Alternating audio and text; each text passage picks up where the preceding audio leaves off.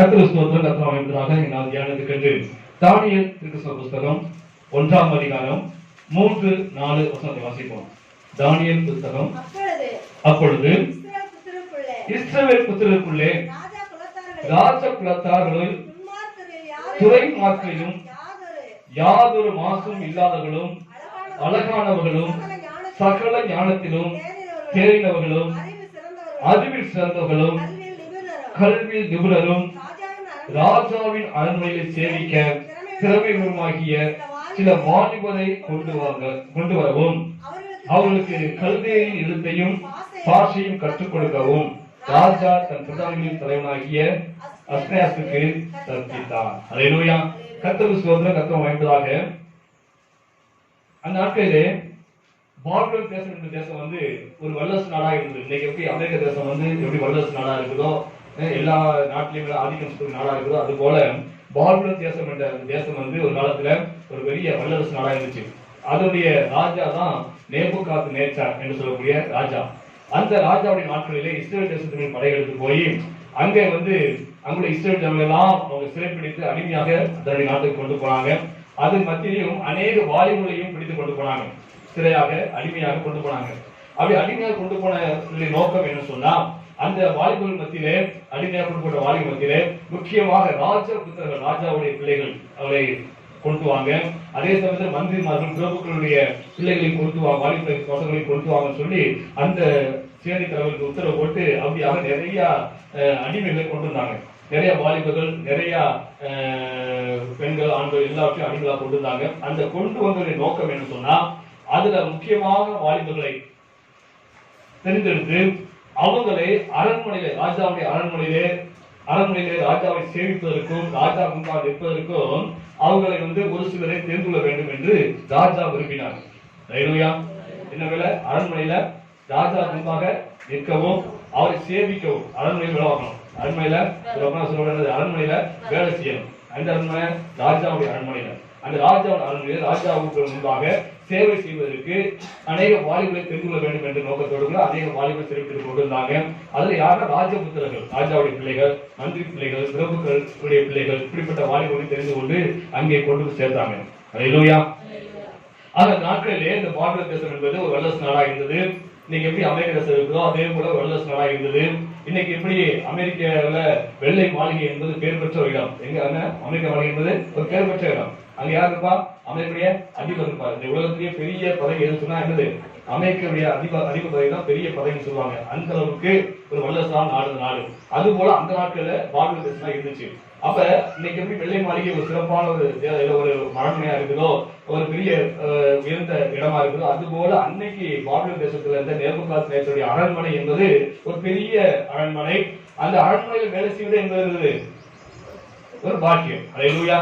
இன்னைக்கு அமெரிக்கால இருந்து வராங்க, வெள்ளை மாளிகையில வேலை செய்யறேன், அமெரிக்கா வெள்ளை மாளிகையில அந்த அதிபருடைய அரண்மனையில வேலை செய்யணும்னு சொன்னா எவ்வளவு பெருமையா இருக்குமோ, எவ்வளவு அது ஒரு பெரிய மதிப்பா இருக்குமோ, அது போல அந்த அரண்மனையில் வேலை செய்வது ஒரு பெரிய மதிப்பு. ராஜாவுக்கு முன்பாக, சக்கரவர்த்திக்கு முன்பாக வேலை செய்வது என்பது, அவங்க அந்த அரண்மனையில் சேவை செய்வது ஒரு பெரிய பாக்கியமான செய்யக்கூடிய காரியம். அப்படிப்பட்ட ஒரு வேலைக்கு ராஜா வாலிபரை தெரிந்து கொண்டாரு. அல்லேலூயா. அந்த வாலிபரை தெரிந்து கொண்ட ராஜா அவர் அப்படி அரண்மனையில் வேலை செய்ய சொன்னா, என்னுடைய அரண்மனையில் எனக்கு முன்பாக நிற்கவும், எனக்கு வேலை செய்ய வேண்டும் சொன்னால் அவங்க என்ன தகுதி வேண்டும் சொன்னார். அல்லேலூயா. என்ன தகுதி பாருங்க, என்ன தகுதி சொல்லுங்க.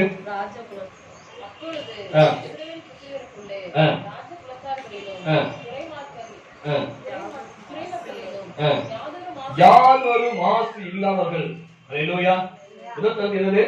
யாதொரு மாசு இல்லாதவர்கள், அழகானவர்கள், சகல ஞானத்தின் தேர்ந்தவர்கள், அறிவில் சிறந்தவர்கள், கல்வியில் நிபுணரும் ராஜாவின் அரண்மனையை சேவிக்க திறமையுள்ளவர்களுமாகிய சில வாலிபரை கொண்டு வரவும் அவர்களுக்கு கல்வியின் எழுத்தையும் பாஷையும் கற்றுக் கொடுக்கவும் ராஜா தன் பிரதானியின் தலைவனாகிய அஸ்னேயாசுக்கு கற்பித்தார். அல்லேலூயா.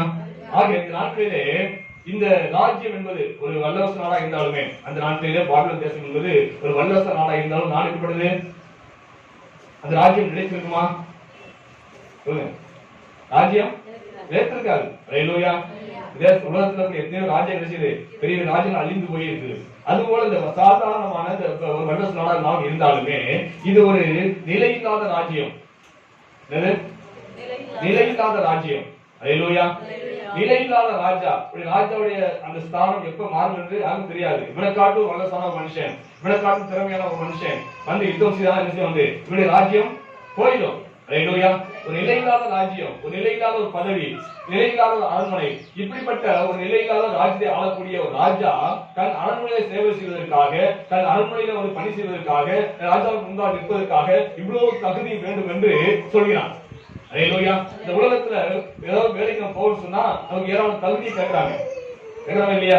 எந்த வேலைக்கு காட்டுது இது பாஸ் பண்ணிக்கணும், டிகிரி முடிச்சிருக்கணும், 10th படிச்சு பாஸ் பண்ணிக்கணும் என்ன சொல்லி கேட்கறாங்க. உதாரணத்துக்கு உங்களுக்கு எல்லாரும் தெரிஞ்ச இந்த காவல்துறை எடுத்துக்கொள்ளுங்க. இந்த காவல்துறை வேலைக்கு வந்து ஏராளமான தகுதி வச்சுக்காங்க இல்லையா? அதாவது என்ட்ரன்ஸ் எக்ஸாம் எழுதணும், பாஸ் பண்ணணும், அதுக்கப்புறம் வந்து பிசிக்கல் டெஸ்ட்ல பாஸ் பண்ணணும், அதுக்கப்புறம் வந்து மெடிக்கல் டெஸ்ட்ல பாஸ் பண்ணணும், அதுக்கப்புறம் தான் என்ன செய்வது வேலைக்கு போக முடியும். இப்படி சாதாரண உலகப்புறமான வேலைகள், உலகப்புறமான காரியங்கள், இப்படி ராஜாவுடைய அரண்மனையை சேவை செய்வது சாதாரண அழிந்து போகக்கூடிய ராஜ்யம், அழிந்து போகக்கூடிய அதாவது நிலையில்லாத ஒரு ராஜ்யம், நிலையில்லாத ஒரு ராஜா, நிலையில்லாத ஒரு அரண்மனை, இப்படிப்பட்ட அந்த அரண்மனையை சேவை செய்வதற்கு அநேக தகுதிகள் வேண்டும் என்று இந்த ராஜா உத்தரவு போடுறாரு. ஹல்லேலூயா. இதை படிக்கும் போது எனக்கு ஒரு காரியம் வெளிப்பட்டது. என்ன காரியம் சொன்னா, அழிந்து ஒரு ராஜ்யம், நிலையில்லாத ஒரு ராஜ பதவி, நிலையில்லாத ஒரு அரண்மனை, அது என்னைக்கு அந்த அரண்மனை இருக்குது அன்னைக்கு என்னது இன்னைக்கு அரண்மனை இல்ல. ஹல்லேலூயா. அப்படிப்பட்ட ஒரு இடத்துல போய் வேலை செய்வதற்கு இவ்வளவு தகுதியும் இவ்வளவு கண்டிஷனும் ஒரு ராஜா போட்டான்னு சொன்னா, ஹல்லேலூயா, நிலையில்லாத ராஜ்யம், சாபம் உள்ளவர், ஹல்லேலூயா, நிலையில்லாத நிலையுள்ள அதாவது நிரந்தரமான ஒரு ராஜ்யம், சாபம் உள்ளவர், வானத்தையும் பூமி உண்டாக்கின தேவனுடைய அரண்மனை, அதான் என்னது அவருடைய அரண்மனை என்னது பரலோகம். ஹல்லேலூயா. அது பரலோகத்திலே தேவனுடைய வேலையை செய்வதற்கு, தேவனை சேவிப்பதற்கு, தேவனுக்கு முன்பாக நிற்பதற்கு, அவருடைய பணியை செய்வதற்கு ஆட்களை பூமியில ஆண்டவர் தெரிந்து கொள்ள போகிறார். ஹல்லேலூயா. எனக்கு இதை படிக்கும் போது இப்படிதான் தோன்றுச்சு எனக்கு.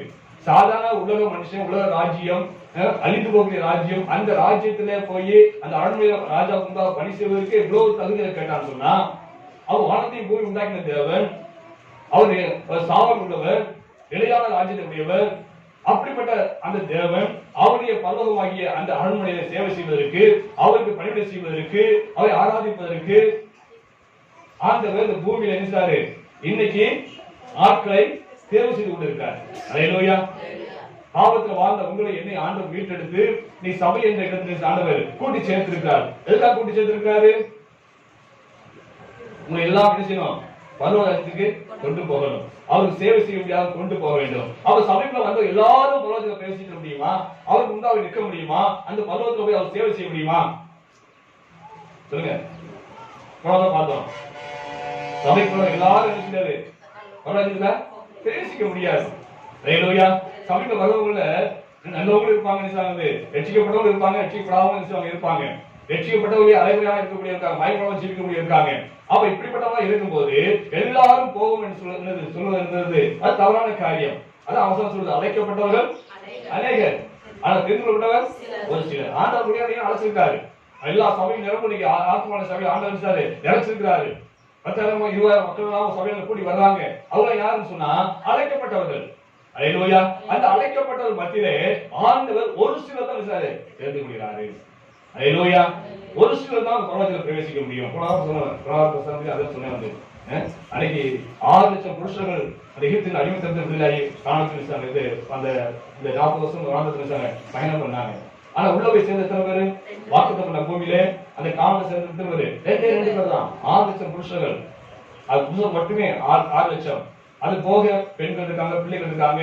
இதெல்லாம் சேர்த்தா மொத்தம் 20 லட்சம் பேர் வருவாங்க சொல்றாங்க வேத பண்டிதர்கள். அப்படி 20 லட்சம் பேர் பிரயாணப்பட்டாங்க. ஆனா உள்ள போய் சேர்ந்தது 2 பேர் தான். ஹல்லேலூயா. அதான் வசனம் சொல்லுது, அநேகர் உள்ள பிரவேசிப்பதற்கு பிரயாசப்படுவார்கள், ஆனா என்னது அவர் கூடாது. ஹல்லேலூயா. அநேகர் பிரவேசிப்பதற்கு பிரயாசப்படுவாங்க. பரலோகத்தில் ஆன முதல்ல எப்படியாவது நாளைக்கு போய் சேர்ந்து எல்லாரும் முயற்சி பண்ணுவாங்க, ஆனால் என்ன செய்யறாங்க கூடாதுன்னு வசனம் சொல்கிறது. ஹல்லேலூயா. அழைக்கப்பட்ட அடையாளம் இருந்தாலும் தெரிந்து கொள்ளப்பட்டவர்கள் யாரு? ஒரு சிலர் தான். அப்ப சாதாரண உலகப்பிரமான வேலைக்கு இவ்வளவு கேட்டகரி வைக்கும் போது, தகுதியை வைக்கும் போது, சாதாரண ராஜா அழிந்து போகக்கூடிய ஒரு ராஜ்யம் எப்ப இருக்கும், எப்ப அழிந்து போகும் தெரியாது. அந்த வாக்கு ராஜ்யம் இன்னைக்கு கிடையாது. ஆனா அப்படிப்பட்ட அழிந்து போற ராஜ்யத்துக்கு அந்த அரண்மனையில் வேலை செய்யக்கூடிய இவ்வளவு தகுதி வேணும்னு சொல்லி ராஜாவை கட்டளையிட்டார் சொன்னா, பரலோகத்திலே ராஜாதி ராஜாவுக்கு முன்பாக நிற்பதற்கும் அவர் சேவை செய்யறது அப்படியே நமக்கு வேலை இருக்குது. எங்க என்ன வேலை இருக்கு நமக்கு? இரவு பகலும் ஆராதிப்பதுதான் நமக்கு வேலை. ஹல்லேலூயா. அந்திகிறிஸ்து ஆட்சி முடிந்தது பிறகு நமக்கு பூமியில செய்த ஆண்டவரோட கூட இருக்குது 1000 வருஷம் அரசாட்சி செய்யப்படும் ஒரு பெரிய வேலை ஆண்டவர் செய்தார் நமக்கு. ஹல்லேலூயா. தேவனை இரவு பகலும் ஆராதிப்பது பெரிய பாக்கியம். அதுக்கப்புறம் பாத்தீங்கன்னா சரி ஆண்டவர் என்ன செய்யறாரு சொன்னா, இந்த அந்திகிறிஸ்து ஆட்சி முடிந்தது பிறகு இந்த பூமியில நீங்க நான் என்ன செய்ய போறோம், ஆண்டவர் தெரிந்துகொள்ளப்பட்டவர்கள் 1000 வருஷம் அரசாட்சி செய்ய போகிறோம். அவரோட பெரிய வேலையை ஆண்டவர் வைக்கிறாரு. அப்ப அந்த வேலைக்கு இந்த நாட்களிலே பூமியிலே ஆண்டவர் என்ன செய்றாரு, ஆட்களை தெரிந்து கொள்கிறார், விசுவாசிகளை தெரிந்து கொள்கிறாரு. ஹல்லேலூயா. சாதாரண அப்படிப்பட்ட சாதாரண ராஜ்யத்துக்கு அந்த அழிந்து போற ராஜ்யத்துக்கு அவ்வளவு கண்டிஷன் போட சொன்னா, அவன் தேவனுடைய ராஜ்யத்துல பிரவேசித்து நமக்கு என்னென்ன தகுதி வேணும் நினைச்சு பாருங்க. அது யாரும் நினைப்பது கிடையாது. சபைக்கு வந்தா போதும், ஞாபகம் எடுத்தா போதும், எல்லாம் பரவத்துக்கு போயிடும் சொல்லி அன்னைக்கு கடன் வந்து கொண்டிருக்காங்க. இன்னைக்கு அநேக ஊழியக்காரர்கள் ஏமாத்தி கொண்டிருக்கிறாங்க. அப்படியே இல்ல பரவத்தை போறதுக்கு சேர்ந்ததுக்கு அநேக கண்டிஷன் சொல்லியிருக்காரு. ஹல்லேலூயா. ஏராளமான கண்டிஷன் சொல்லியிருக்காரு. அதை குறித்து தியானிப்பது கிடையாது. நீ ஊழியர்கள் அநேக விசுவாசி ஏமாத்தி கொண்டிருக்கிறாங்க. ஹல்லேலூயா. வேதத்தை பாருங்க, அப்போஸ்தலர்கள்ல அந்த அப்போஸ்தலர்கள் அந்த வாழ்ந்த ராத்திரியிலே அங்கே சபைக்குள்ள குழப்பம் வந்துச்சு. என்ன குழப்பம் வந்துச்சுன்னா, பந்தி விசாரிக்கும் போது என்ன செய்யறாங்க, என்னை சரியா விசாரிக்க மாட்டேங்காங்க, எங்க ஆட்களை சரியா விசாரிக்க மாட்டேங்காங்க அப்படின்னு கிரேக்கர்கள் எல்லாம் சண்டை போட்டாங்க. சண்டை போடும்போது சீசர்கள் எல்லாம் ஒன்று கூடி ஜெபித்து ஒரு முடிவு எடுத்தாங்க. என்ன முடிவு சொன்னா, பந்தி விசாரிப்புக்கு நாங்க என்ன செய்ய முடியாது, நாங்க ஜெபம் பண்ணணும், வேலை வாசிக்கணும், வேதத்தை போதிக்கணும், இதுதான் எங்க வேலை. ஆனால் பந்தி விசாரிப்புக்கு என்று ஒரு சிலர் தெரிந்து கொள்வோம் என்று சொல்லி அவங்க முடிவு எடுத்தாங்க. முடிவெடுத்து அந்த பந்தி விசாரிப்பான தகுதி, பந்தி விசாரிப்பு வேணுமா, தகுதி வேணும். ஹல்லேலூயா.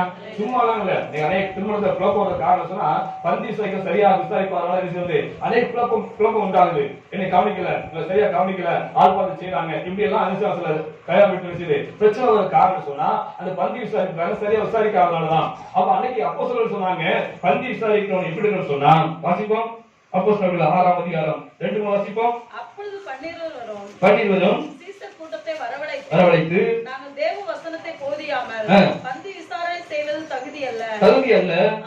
ஆதலால் சகோதரரே, பரிசுத்த ஆவியும் ஞானம் நிறைந்த நல்ல சாட்சி பெற்ற 7 பேரை தெரிந்து கொள்ளுங்கள். ஹல்லேலூயா. பாருங்க, பந்தி விசாரிப்பது கூட என்ன வேணும், தகுதி வேணும். ஹல்லேலூயா. என்ன தகுதி சொல்லப்பட்டிருக்கு, பரிசுத்த ஆவியின் நிறைவு பெற்றுக்க வேண்டும். ஹல்லேலூயா.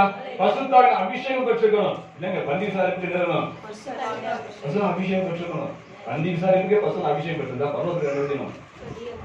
ஆமா, அதை பத்தி யாரும் அக்கறை மாட்டேங்கிறீங்க, அதை பத்தி யாரும் வாஞ்சிக்க மாட்டேங்கிறீங்க. ஆனஸ்த உபவாசத்துக்கு எனக்கு பசங்க அபிஷேகம் கொடுக்க அவனுக்கு நான் அடையன்னு சொல்லி நீங்க வாஞ்சி தாக யாரும் இருக்க மாட்டேங்குது. பந்தி விசாரிப்புக்கே தகுதி, முதல் தகுதி பசுத்த அபிஷேகத்தை பெற்றுக்கணும். ஹல்லேலூயா. பெற்றுக்கணும். அன்னைக்கு நினைச்சு பாருங்க, ஆண்டு கதை தாங்க, இதை தாங்க சொல்றீங்க, இதெல்லாம் பூமிக்குரியது. ஹல்லேலூயா. ஆண்டு நிறைவேற தராது. ஆனா இதெல்லாம் அனுபவிச்சு இங்க பூமியில இருக்க வேற வழியே கிடையாது. இந்த பசுத்துல அபிஷேகம் பெறாம நான் பரவத்தை நிரூபிக்க முடியாது. சாதாரண பூமியில பந்தி விசாரிப்பதற்கே பசுத்த நிறைவு பெற்றவா இருக்க வேண்டும். அப்புறம் சொல்லப்பட்டிருக்கு அதுக்கு முன்னால ஞானமா இருக்கணும். ஹல்லேலூயா. ஞானம் வேணும். தேவ ஞானம் என்ன செய்யணும், நமக்கு வேணும். தேவனுடைய ஞானம் வேணும். ஹல்லேலூயா. நல்ல சாட்சி இருக்கணும். பந்தி விசாரிப்புக்கு என்ன வேணும், நல்ல சாட்சி இருக்கணும். பரவத்துக்கு வேணாமா,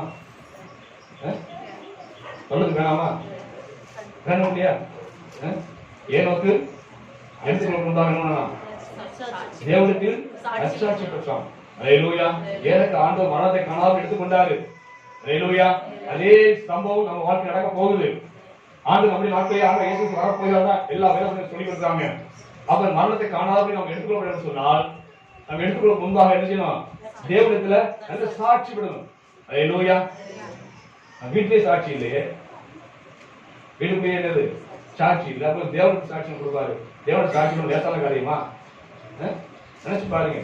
சாதாரண பந்தி விசாரிப்புக்கு ஆண்டு எத்தனை தகுதி கொடுத்தா கேட்காருன்னா, பருவத்துல பேசுறதுக்கு எவ்வளவு தகுதி வேண்டும் என்று நினைச்சு பாருங்க. ஹல்லேலூயா. அழைக்கப்பட்டிருக்கிறோம். உண்மைதான், நம்ம எல்லாம் அழைக்கப்பட்டிருக்கிறோம். எங்கேயோ வாழ்ந்தோம், எங்கேயோ இருந்தோம், பார்த்து சேர்த்து உழந்து கிடந்தோம். ஆனா தேவன் உங்களை என்னை அழைச்சிருக்கிறாரு. உண்மைதான், சபைக்கு வந்திருக்கிறோம். உண்மைதான், பாக்கியமான ஒரு காரியம் தான் இது.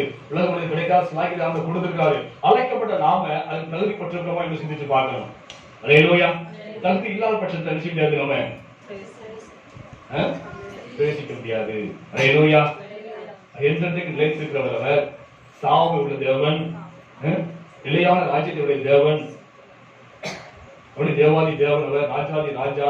அப்படிப்பட்ட ஆட்சி செய்யக்கூடிய அந்த பரலோகத்திலே அவருக்கு முன்பாக நிற்பதற்கும் அவருடைய ராஜ்யத்திலே நாம் அவருக்கு சேவை செய்வதற்கும் நாம் தகுதியாகணும்னு சொன்னால் நாம் இன்னும் அநேக தகுதியை பெற்றுக்க வேண்டும். இதெல்லாம் பற்றாது. சாதாரண உலகப்பிரமான காரியத்தை ராஜா சொல்லியிருக்காரு.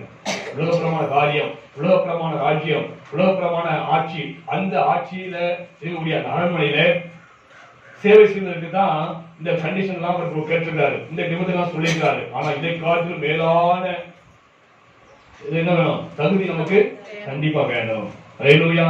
ஆக இந்த நாட்களிலே அந்த ராஜா கேட்ட காரியங்களும் பார்ப்போம். ராஜா கேட்ட காரியத்தையும் அதை காட்ட கூடுதலாக வேணும், உண்மைதான். ஆனா ராஜா காரியங்களை காட்ட அந்த கேட்ட அந்த கண்டிஷன் மட்டும் பார்ப்போம். முதலாவது சொல்லியிருக்காரு, என்ன சொல்லியிருக்காரு? யாதொரு மாசு இல்லாதவன். அல்லேலூயா. உலகப்பிரமான இந்த ராஜா, உலகப்பிரமான அரண்மனை, அந்த உலகப்பிரமான வேலை செய்யக்கூடிய அந்த வேலையாட்களுக்கு, அந்த அரண்மனை சேவை செய்யக்கூடிய அந்த வேலையாட்களுக்கு முதல் தகுதி என்று சொன்னா குற்றம் இல்லாதவர்கள், மாசற்றவர்கள். அல்லேலூயா. எந்த குறையும் கண்டுபிடிக்க முடியாதவர்கள், பிழையற்றவர்கள். தூசு சொல்லுவோம். தூசு என்னது? தூசு சொல்ல முடியா? தூசின்னு சொல்றோமா இல்லையா? இல்ல தெரிஞ்சுதான். தூசி என்னது? கண்ணுல பாக்குற தூசி. மாசுனா கண்ணுக்கே தெரியாதது. அல்லேலூயா. அவ கண்ணுக்கே தெரியாத எந்த குற்றமும் இல்லாத மனிதன் தான் ராஜாவுடைய அரண்மனையில வேலை செய்வதற்கு தகுதியானவன். முதல் தகுதி அதுதான். அல்லேலூயா. சாதாரண உலகப்பிரமான அரண்மனையில வேலை செய்வதற்கு என்ன இருக்குது? கண்ணுக்கு தெரியாத அளவுக்கு எந்த குற்றமும் செய்யக்கூடாது. அப்படி குற்றமற்றவனாக, ஒரு மாசத்தை ஜீவிக்கிறவனாக, ஒரு பிழையற்றவனாக இருக்கிறவன் தான் முதல் தகுதியாக இங்கே கொடுக்கப்பட்டிருக்கு. அல்லேலூயா. இதுக்கே இப்படி தகுதி கேட்டான்னு சொன்னா நம்ம ராஜாவை சேவிப்பதற்கு, அந்த பருவத்தை பிரவேசித்து அவர் முன்பாக நிற்பதற்கும், 1000 அரசாட்சியில் அவரோடு ஆளுகை செய்வதற்கும் நமக்கு எவ்வளவு தகுதி வேணும் நினைச்சு பாருங்க. உலகப்பிரமான வேலைங்க, உலகப்பிரமான வேலைக்கே இவ்வளவு தகுதி கேட்காது. குற்றமற்றமா இருக்க வேண்டும், எந்த பிழையும் இல்லாம இருக்க வேண்டும், மாசு இல்லாம இருக்க வேண்டும். மாசு என்று சொன்னால் கண்ணுக்கு தெரியாதது, ஒரு மறைமுகமான பாவம். இப்படி எந்த ஒரு பாவம், எந்த குற்றம் இல்லாத மனுஷன் தான் இந்த அரண்மனை வேலை செய்ய முடியும். ராஜ குலத்தை சேர்ந்தவனாலும் சரி, பிரபுக்கள் குலத்தை சேர்ந்தவனாலும் சரி, என் அரண்மனை வேலை செய்ய சொன்னா இந்த தகுதி முதலாவது ஒன்று வேணும் அப்படின்னு கேட்கிறாரு. அல்லேலூயா. நமக்கு தகுதி இருக்குதா? இந்த உலகப்பிரமான வேலை செய்வதற்கு தகுதி இருக்கா நினைச்சு பாருங்க. தானியலுக்கு அன்னைக்கு சிறைப்பட்டு போகும்போது அவர் வயசு 16 சொன்னாங்க. வாலிப வயசு 16 வயசு. அந்த 16 வயசுலயே எப்படி இருந்தாரு? குற்றமற்றமாக இருந்தார். அல்லேலூயா. எந்த ஒரு பாவமோ, எந்த ஒரு அழுக்கோ அவருடைய ஜீவித்துல இல்லவே இல்லை. மாசு இல்லாத மனிதனாக இருந்தாரு. அதனாலதான் முதலாவது தேர்வு செய்யப்பட்டாரு. அல்லேலூயா. அவர் மரித்தது 90 வயசு. மரிக்கும் போது வயசு 90. ஆனா அவர் கொண்ட வைராக்கியம், நம்ம இந்த பூமியில வாழும்போது எந்த குற்றம் செய்யாதபடிக்கு நான் வசனமா ஜீவிக்க வேண்டும் வாஞ்சை வைராக்கியம் கடைசி வரைக்கும் நினைச்சவங்க இருந்துச்சு. அவர் நாளாக வயசு ஆக அந்த வைராக்கியம் வாஞ்சை வளர்ந்தே போயிட்டு சொல்லிய ஒரு காலம் குறைந்து போகவே இல்லை. அதனாலதான் பாருங்க, இந்த பாபிலோன் ராஜ்யம் அழிந்து போச்சு. அதுக்கப்புறம் மேசியா ராஜ்யம் வந்துச்சு. அதுக்கப்புறம் பெர்சியா ராஜ்யம் வந்துச்சு. மேதியா பெர்சியா ராஜ்யம் 2 ராஜ்யம் அதுக்கு பிறகு வருது. அந்த 2 ராஜ்யம் வந்ததுக்கு பிறகு சரி, அந்த அதே அரண்மனையில் தானியேல் இருக்காரு, அதே உத்தியோகத்தில் இருக்காரு. அல்லேலூயா. ராஜாக்கள் மாறிட்டாங்க, ராஜ்யம் மாறி போச்சு. ஆனா தானியேல் ஸ்தானமானது ஒருபோதும் மாறவே இல்லை. அல்லேலூயா. இத்தனைக்கும் இவரை யாரும் சொன்னா அடிமையா கொண்டு வந்தப்பட்ட ஒரு வாலிபன்.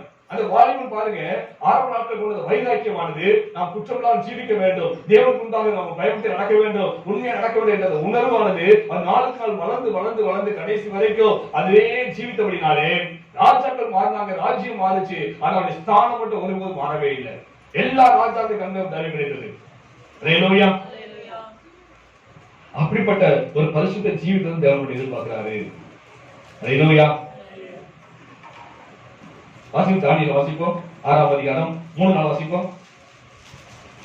தானியேல் 6:3-4.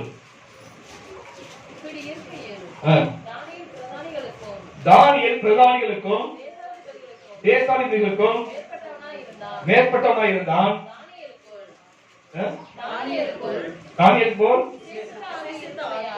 விசேஷித்த ஆவி இருந்தபடியினால் ராஜ்யம் முழுமைக்கும் அதிகாரியை ஏற்படுத்த ராஜா நினைத்தார்.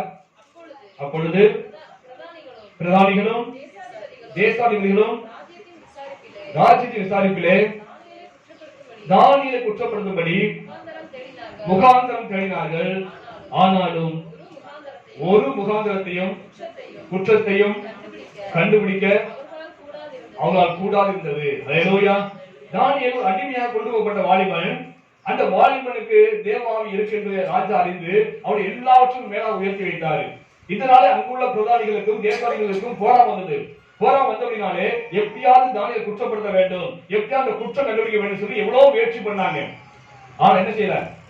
குற்றத்தை கண்டுபிடிக்க முடியவில்லை. ஹல்லேலூயா. எந்த குற்றத்தையும் அவரால் பார்க்க முடியல. அந்த அளவுக்கு உத்தமமாக ஜீவித்தார் தானியேல். ஹல்லேலூயா. ஆண்டவர் இயேசு கிறிஸ்து பூமிக்கு வந்தார், மனிதராக பூமிக்கு வந்தாரு. அவர் வந்த நாட்களில் அவர்கிட்ட எந்த ஒரு குற்றத்தையும் யாருமே காண முடியல. யூதாஸ் காட்டி கொடுத்தாரு. ஆனா யூதாஸ் சொல்றாரு, குற்றமில்லாத ரத்தத்தை நான் காட்டி கொடுத்தேன். ஆண்டவர் இயேசுக்கு எந்த குற்றம் கிடையாது. ஹல்லேலூயா. பிலாத்து நீதி விசாரிச்சாரு, ஏரோது ராஜா விசாரிச்சாரு. என்ன சொன்னாங்க? சாவுக்கு எந்த குற்றத்தையும் நான் இவரை பார்க்கலையே. ஹல்லேலூயா. ஆண்டவர் சொன்னாரு, என்கிட்ட ஏதாவது பாவம் உண்டு என்று உங்களால் சொல்ல முடியுமா என்று சீசரை பார்த்து கேட்டாரு, பரிசேயரை பார்த்து கேட்டாரு, வேதவரை பார்த்து கேட்டாரு. யார் ஒருவனும் அவர்களை குற்றம் சுமத்த முடியவில்லை. ஹல்லேலூயா. அந்த அளவுக்கு ஆண்டவர் இயேசு கிறிஸ்து ஒரு குற்றமற்றவர் அந்த பூமியில் வாழ்ந்தாரு. அதனால்தான் அவரும் பரலோகத்துக்கு உயர்த்தப்பட்டாரு. ஹல்லேலூயா. நீதி எல்லாத்துக்கும் ஒண்ணுதாங்க. இயேசு கிறிஸ்து நம்மள போல மனுஷனா வந்தபடினாலே அவருக்கும் ஒரே நீதி தான், நமக்கு ஒரே நீதி தான். இயேசு கிறிஸ்து பூமியில் வாழ்ந்தவர் குற்றமற்றவர் ஜீவித்தபடினால்தான் அவரும் பரலோகத்துக்கு உயர்த்தப்பட்டாரு. அவரே போல அவர் விசுவாசிகள் நானும் நீங்களும் இந்த பூமியில் வாழும் போது குற்றமற்றவர் ஜீவிக்கும் போதுதான் அவரை போல் நாம் என்ன செய்ய முடியும்? மேல உயர்த்தப்பட முடியும். அவருக்கு ஒரு நீதி, நமக்கு ஒரு நீதி தான். ஆண்டவர் ஞானியா இருக்கிறாரு, நீதிபதியாக இருக்கிறாரு. ஹல்லேலூயா. அதே சுபாவத்தை தேவன் உங்கள்கிட்ட இன்னைக்கு எதிர்பார்க்கிறாரு. ஹல்லேலூயா. வாசிப்போம். எபிரேயர் 4:15 வாசிப்போம். எபிரேயர் 4:15.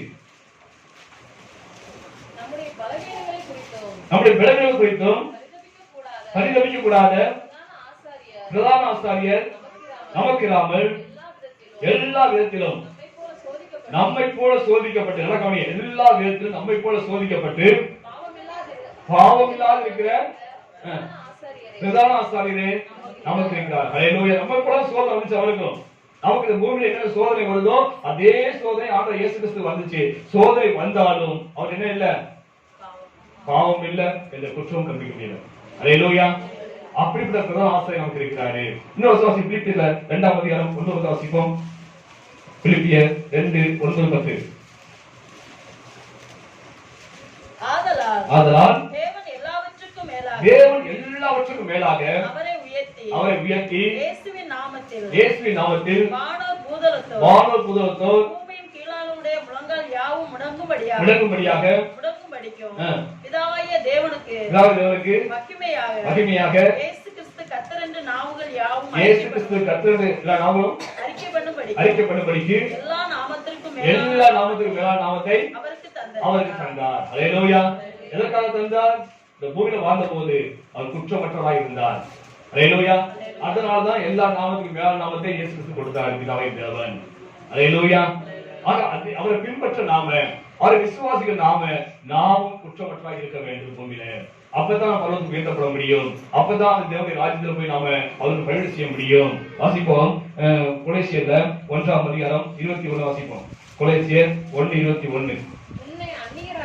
முன்பே அந்நியராயும் துர்க்கிரியினாலும் மனதிலே சத்துருக்களாய் இருந்த உங்களை நல்லா கவனிங்க, பரிசுத்தராகவும் நல்லா கவனிங்க, குற்றமற்றவர்களாகவும் கண்டிக்கப்படாதவர்களாகவும் நமக்கு முன் நிறுத்தும்படியாக மாம்சத்தை மரணத்தினாலே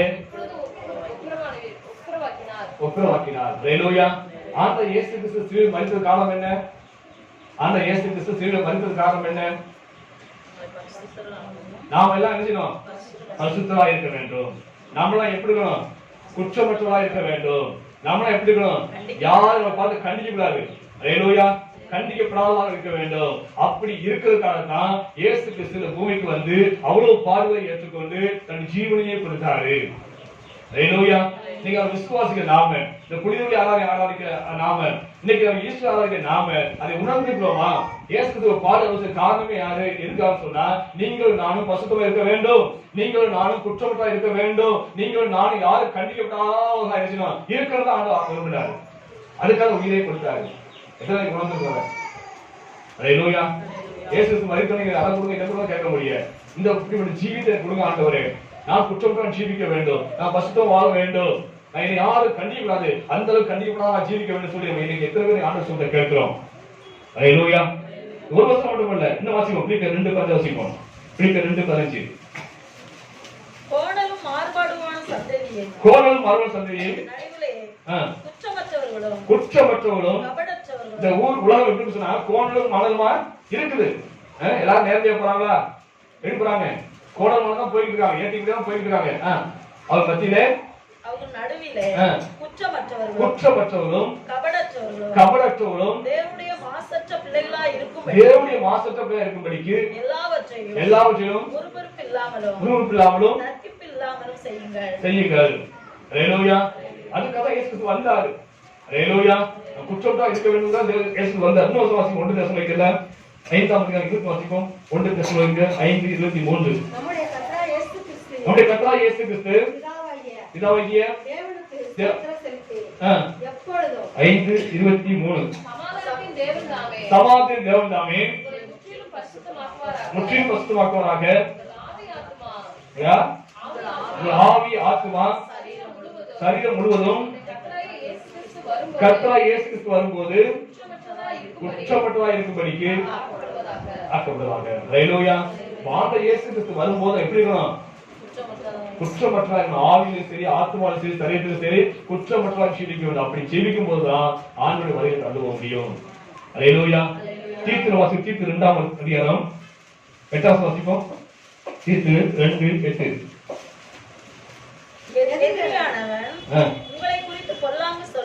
எதிரியானவன் உங்களை குறித்து பொல்லாங்கு சொல்லுவதற்கு ஒன்றுமில்லாமல் வெட்கப்படத்தக்கதாக உபதேசத்திலும் நல்ல ஒழுக்கம் உள்ளவனும் குற்றம் பிடிக்கப்படாத ஆரோக்கியமான வசனத்தை போதிக்கிறவனுமாய் இருப்பாயாக. ஹalleluya பொல்லாங்கு ஒருத்தர் இருக்கான், நமக்கு ஒரு யார் இருக்குது? ஒரு எதிரி இருக்கான். ஹalleluya அவன் என்ன அவனுடைய வேலை என்ன சொன்னா உங்ககிட்ட என்ன செய்யணும்? எதையாவது குற்றம் கண்டுபிடிக்கணும். ஹalleluya அன்னைக்கு தானியேல் எப்படி குற்றம் கண்டுபிடிக்க அவர் எதிரிக்க முயற்சி பண்ணாங்களோ அதே நமக்கு எதிரி இருக்கான் பிசாசு. அவனுடைய வேலையை என்ன சொன்னா உங்ககிட்ட என்ன செய்யணும்? ஏதாவது குற்றம் இருக்கா என்று கண்டுபிடிக்க ஆகிறான் வந்து. ஹalleluya அப்படி கண்டுபிடிக்க அவர் முயற்சி இருக்கும் போது அவர் வெட்கப்பட்டு போக முடியாத நம்முடைய வாக்கியம் பெறணும். பரிசுத்தமா இருக்க வேண்டும். அது வெட்கப்பட்டு போகணும். தேடி பார்த்து அவனை கண்டுபிடிக்க முடியும் சொல்ற அளவுக்கு நாம என்ன செய்ய வந்து அவர் ஆண்டு கண்டு பசுவை ஜீவிக்க வேண்டும். வெளிப்படுத்தல் வாசிப்போம். 12:10 வாசிப்போம். வெளிப்படுத்தல் 12:10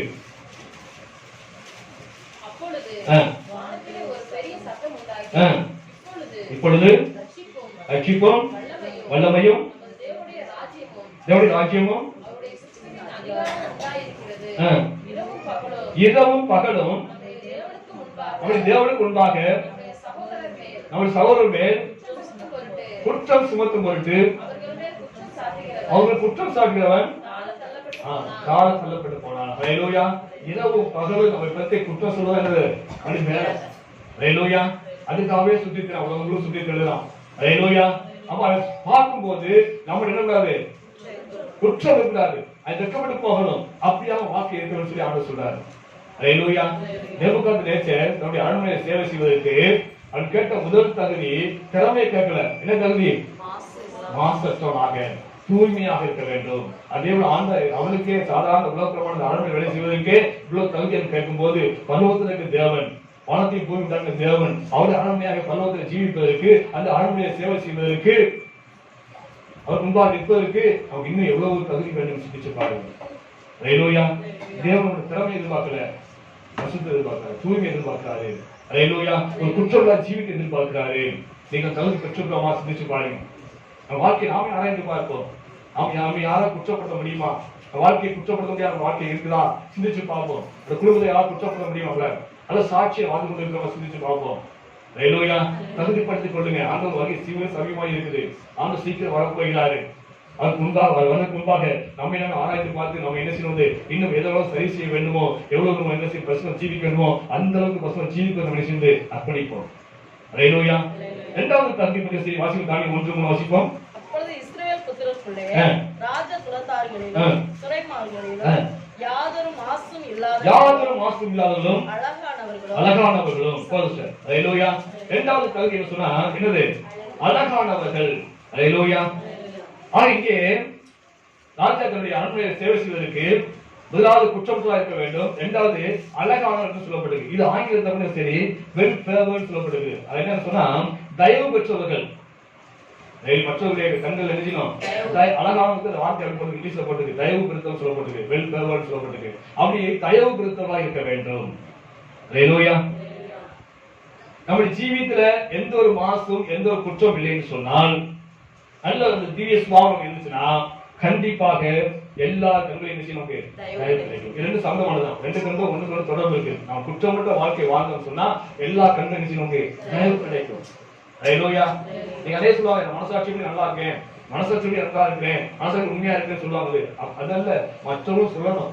ஹல்லேலூயா. மற்றவங்களை குற்றமற்ற சொல்லணும். மற்றவர்கள் பார்த்து அவர் நல்ல தேவனுடைய மனுஷன் சொல்லணும். அதுதான் உண்மையான கிறிஸ்துவ ஜீவியம் ஒழிய நான் எனக்கு நானே நல்லா இருக்கேன்னு சொல்ல முடியாது. மற்றவர்கள் சொல்லணும். ஹல்லேலூயா. நம்ம தேவ தெய்வம் வேண்டி இருக்குது, மனுஷ தெய்வம் வேண்டி இருக்குது.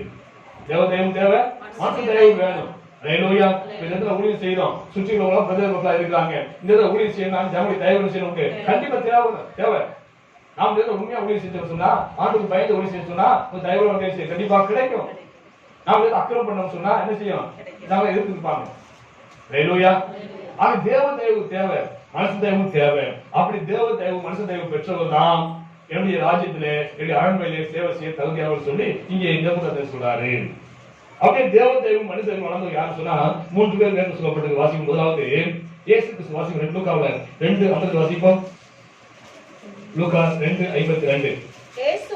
இயேசுவானவர் ஞானத்திலும் வளத்திலும் தேவ கிருபையிலும் மனுஷர் தயவிலும் அதிகமாக விருத்தி அடைந்தார். ஆண்டவர் இயேசு கிறிஸ்து வானத்தை போய் உண்டாக்கின தேவன் அவர் சிறு பிள்ளையா வந்து இந்த பூமிக்கு வரும்போது என்ன கிடைச்சு?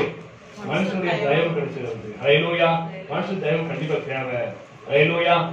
அது மட்டும் இல்ல, யோசேப்பு வாழ்க்கை பத்தி சரி. ஆதியாகமம் வாசிப்போம் 39 வாசிப்போம்.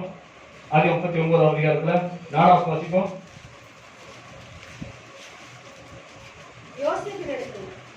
ஆதியாகமம் 39 4 யோசேப்பிடத்தில் தயவு வைத்து தனக்கு ஊழியக்காரனும் வீட்டுக்கு விசாரணைக்காரனுமாக்கி தனக்கு உண்டான யாவற்றையும் அவன் கையில் ஒப்புவித்தான். ஹல்லேலூயா. யோசேப்புடைய ஜீவியம் பரிசுத்தமான ஜீவியம், குற்றமற்ற ஜீவியம் செய்தபடினாலே அடிமையாக கொண்டு வரப்பட்டவன் தான். ஆனா போத்திபார் அந்த வீட்டுல அரண்மனையாக வேலை செய்யும் போது இந்த போத்திபார் கண்கள் அவனுக்கு தயவு கிடைத்தது. அடிமையா இருந்தாலுமே அவனுக்கு என்ன செய்யறாங்க? அந்த எல்லா அதிகாரத்தையும் கையில கொடுத்தாரு. நீயே விசாரிச்சுக்கோ, எல்லாத்தையும் நீயே பாத்துக்கோ சொல்லி அந்த அதிகாரத்தை எல்லாம் அவன் கையில கொடுக்கக்கூடிய அளவுக்கு போத்திபாருடைய கண்கள் அவனுக்கு என்ன செய்யுது? தயவு கிடைத்தது. காரணம் என்ன சொன்னா அவனுடைய ஜீவியம் ஒரு குற்றமற்ற ஜீவியம். ஹல்லேலூயா. அங்க இருந்து சிறைச்சாலைக்கு கொண்டு போறாங்க. செய்யாத குற்றத்துக்கு சிறைச்சாலைக்கு போக வேண்டிய சூழ்நிலை வந்து யோசேப்பு வாழ்க்கையில. அங்கேயும் பாத்தீங்கன்னா சரி, அந்த சிறை அதிகாரி வந்து எல்லா பொறுப்பையும் அங்கே கொடுத்தாரு. நீயே விசாரிச்சு எல்லாத்தையும். ஹல்லேலூயா. காரணம் என்ன? அவனுடைய ஜீவியம் சுத்தமானது, அவன் ஜீவியம் பசுத்தமா இருந்தது, குற்றமற்ற வாழ்க்கை வாழ்ந்தான். அது நிமித்தமா அந்த சிறைச்சாலை தலைமுறை கண்கள் கூட யோசேப்பு தேவை இருந்துச்சு. ஹல்லேலூயா. அவர் குற்றமற்ற ஜீவியத்துக்கும் தயவுக்கும் சம்பந்தம் இருக்கு. ஹல்லேலூயா. அதே போல தானியேலுடைய வாழ்க்கையிலும் ஹல்லேலூயா. அவன் தானியேல் இன்னொரு நாட்டுக்கு சிறைப்பட்டு போனாலுமே அடிமையாக கொண்டு போகப்பட்டாலுமே அங்க பாத்தீங்கன்னா சரி, அங்கே நேபுகாத்நேச்சர் கண்களையும் தயவு கிடைத்தது. அடுத்து மேதியா ராஜ்யம் வந்துச்சு, அந்த மேதியா ராஜாவுடைய கண்களையும் தயவு கிடைத்தது. அவன் பெர்சியா ராஜ்யம் வந்துச்சு, பெர்சியா ராஜாவுடைய கண்களையும் தயவு கிடைத்து அவன் நல்ல ஸ்தானத்தை ஆண்டுகிறாரு, கட்டிருந்தாரு. ஹல்லேலூயா. வாசிக்கும் தானியேல் வாசிக்கும் 1:9 வாசிப்போம். தானியேல் 1:9. தேவன் தானியேலுக்கு பிரதானிகளின் தலைவனிடத்தில் தயவும் இரக்கமும் கிடைத்தது. அதான் பாருங்க, தானியேல் அடிமையா கொண்டு வர வாலிபன். இப்ப பாருங்க, அவனோட சேர்ந்த வாலிபா இருக்கிறாங்க. அவங்க எல்லாத்துக்கும் சரி ராஜாவுடைய போஜனை கொடுக்குறாங்க, ராஜா சாப்பிடக்கூடிய போஜனை கொடுக்குறாங்க. அது தானியேல் சொல்றாரு, நான் சாப்பிட மாட்டேன், ராஜாவுடைய போஜனம் தீட்டப்பட்டது, அது விக்கிரத்துக்கு படைக்கப்பட்டது, அது மட்டும் அருவருப்பான பிராணிகள் வந்து அதை சமைச்சு வச்சிருக்காங்க, அதனால யூத பழத்தை சேர்ந்தனால நான் அதை சாப்பிட மாட்டேன், புசிக்க மாட்டேன்னு சொல்லி அவர் டாக்டியா வம்பு வந்தாரு. ஹல்லேலூயா. யாரு? அடிமையாக கொண்டு போட்டவன். அந்த ராஜாவுடைய உத்தரவு கீழ்ப்படிய சொன்னாங்க, கொன்று போட்டுவாங்க. ஆனாலும் கர்த்தருடைய வைராக்கியம் கொண்டபடினாலே, தேவபக்தியுள்ள மனிதனாக இருந்தபடினாலே வைராக்கியமா சாப்பிட மாட்டேன்னு சொன்னாரு. ஹல்லேலூயா. ஆனாலும் அந்த விசாரணைக்கான கண்கள்ல அந்த தயவு கிடைத்தது. சரிப்பா, நான் என்ன செய்றேன், ஒரு 10 நாளைக்கு உனக்கு நான் காய்கறியா கொடுக்கிறேன், ஹல்லேலூயா கொடுக்கிறேன், அந்த 10 நாளாவது நீ சாப்பிடு. ஆனால் மற்றொரு மாம்சம் சாப்பிடுவாங்க, அவங்களுடைய முகமும் ஓ முகம் என்ன செய்யக்கூடாது, வாரா இருந்துச்சுன்னா நான் என்ன செய்ய மாட்டேன், உனக்கு கொஞ்சம் கொடுக்க மாட்டேன், காய்கறி கொடுக்க மாட்டேன், நீ மாம்சம் சாப்பிட்டு ஆகணும் அப்படின்னு சொல்லி ஒரு கண்டிஷனோட கூட அவர் கண்ணுக்கு தயவு கிடைத்து அவர் மாம்சம் இது காய்கறி கொடுத்தாங்க. ஆனால் அந்த 10 நாள் கழிச்சு பார்க்கும்போது இருந்துச்சு, அவருடைய முகத்தை காண்பவர்களுடைய முகம் அப்படி பிரகாசமா இருக்கிறது வாசிக்கிறோம். ஹல்லேலூயா. அப்ப அந்த பிரதானி கண்களையும் தயவு கிடைத்தது. அடுத்த வாசிக்கும் தானியேல் 2ஆம் அதிகாரம் 48 வாசிப்போம். 49.